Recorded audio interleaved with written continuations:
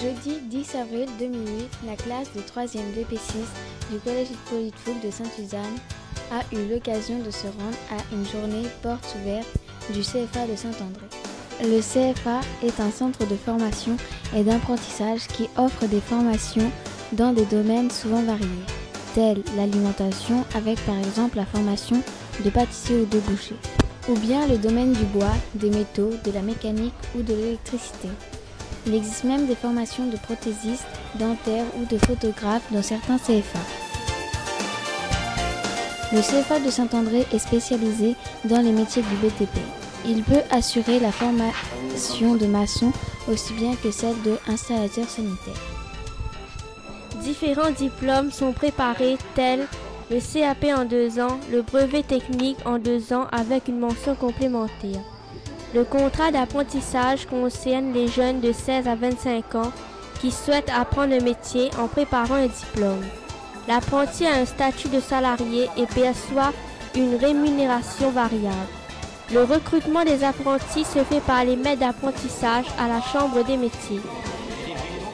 La classe a été prise en charge par un formateur pour découvrir les différentes filières.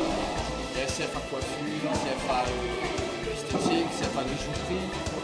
Vraiment, il y a plusieurs CFA, mais ici, essentiellement le bâtiment.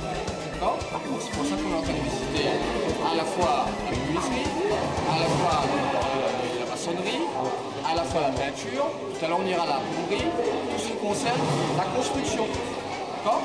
Voilà, donc ça va être le niveau du CAP. Le CAP, c'est un niveau 5. Et le BP, c'est un niveau 4. Comme le bac L, le bac S, le bac tout ce que vous voulez. D'accord ? Voilà. Mais à la différence du lycée professionnel, ici, ils travaillent déjà.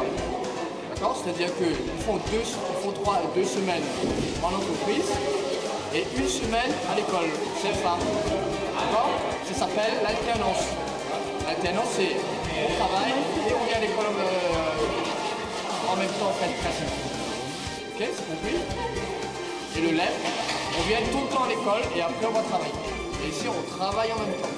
Donc ça veut dire qu'ils prennent de l'expérience et en même temps quoi? Rappelez-vous, s'ils prennent de l'expérience et s'ils travaillent. Est-ce qu'ils travaillent gratuitement, vous pensez? Non. Voilà, et ils sont payés, ils sont salariés. Ok? Chaque groupe d'apprentis a présenté son futur métier à travers une démonstration. Chacun a été concentré et passionné par ce qu'il faisait. La visite des différents ateliers a permis de découvrir les conditions de travail ainsi que les qualités essentielles pour exercer chacun de ces métiers.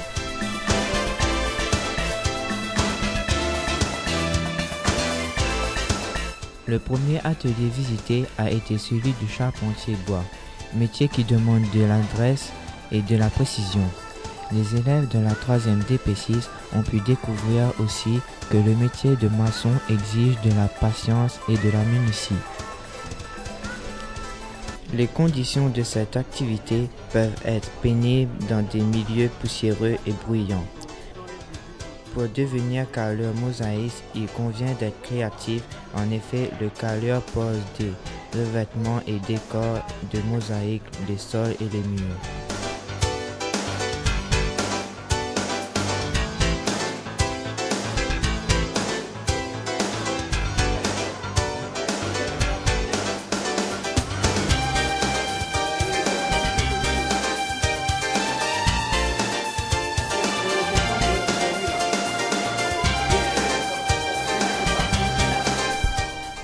L'installateur sanitaire doit être autonome et habile, car non seulement il réalise des installations, mais il assure aussi la maintenance des appareils. Lors de la visite des différents ateliers, les élèves ont pu faire des manipulations utilisant les matériaux et le matériel. Cette journée porte ouverte fut une expérience très chaleureuse, enrichissante sur le plan professionnel et sur le plan humain.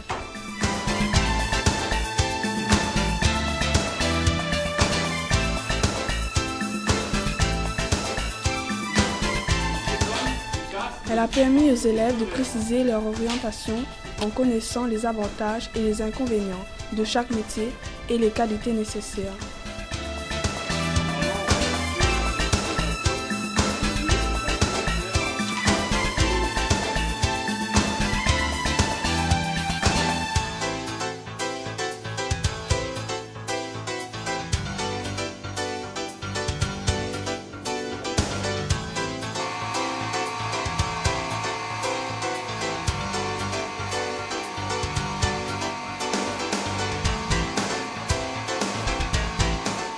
Ils ont appris aussi que lorsque l'on est dans un CFA, on est dans la vie active.